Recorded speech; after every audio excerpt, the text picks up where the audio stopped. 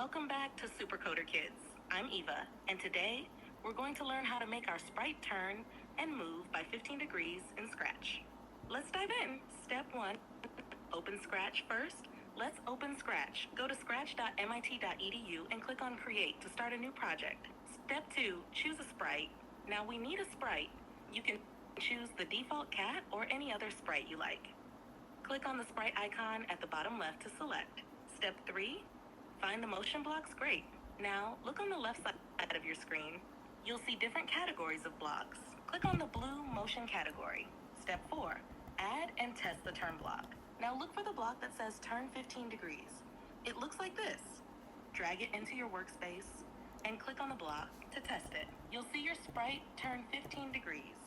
Step 5, turn and test in the opposite direction. If you want your sprite to turn in the opposite direction, find the block that says turn knife 15 degrees.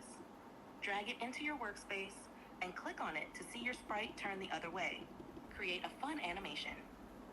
Now that you know how to turn your sprite, you can make it dance or move around.